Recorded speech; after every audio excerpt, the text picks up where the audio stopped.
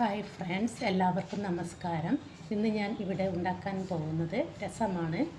അതിനായി നമ്മൾ ഇവിടെ എടുത്തിരിക്കുന്നത് കുറച്ച് മല്ലി, കുറച്ച് നല്ല ജീരകം, കുറച്ച് കുരുമുളക്, വെളുത്തുള്ളി, ഒരു തക്കാളിയാണ് എടുത്തിരിക്കുന്നത്. അത് നല്ലവണ്ണം അടുപ്പത്തിട്ട് തിളപ്പിക്കുക.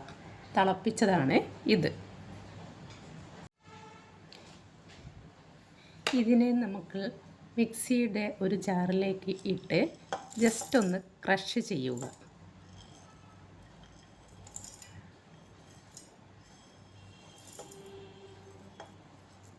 ക്രഷ് ചെയ്ത് എടുത്തതാണ് ഇത്. ഇത് നമുക്കൊരു പാത്രത്തിലേക്ക് ഇട്ട് കൊടുക്കാം.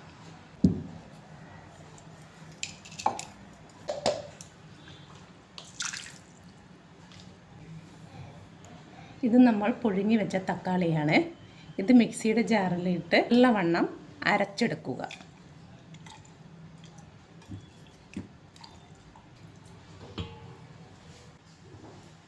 നല്ലവണ്ണം അരഞ്ഞിട്ടുണ്ട്. ഈ ചട്ടിയിലേക്ക് ഒഴിച്ചു കൊടുക്കുക.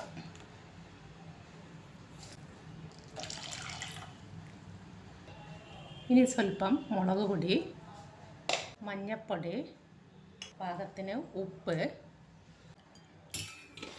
സ്വല്പം പുളി പിഴിഞ്ഞ് ഒഴിച്ചു കൊടുക്കുക. ഒരു കഷ്ണം കായം ഇട്ട് കൊടുക്കാം. ഇത്തിരി കറിവേപ്പിലയും ഇട്ട് കൊടുക്കാം.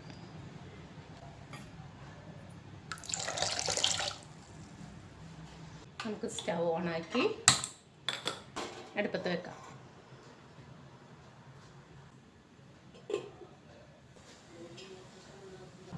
തിളച്ച് വന്നിട്ടുണ്ട്. ഇനി നമുക്ക് ഓഫാക്കാം. നമുക്ക് രസത്തിലേക്ക് കടുക് പൊട്ടിക്കാം.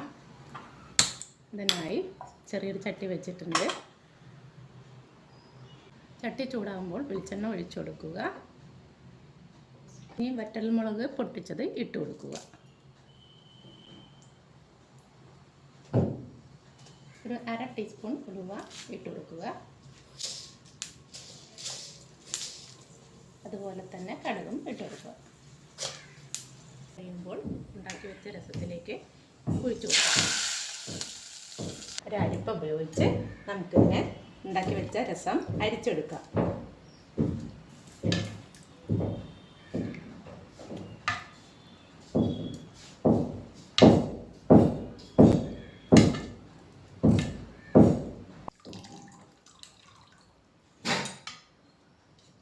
നമ്മുടെ രസം ഇവിടെ പാകമായിട്ടുണ്ട്.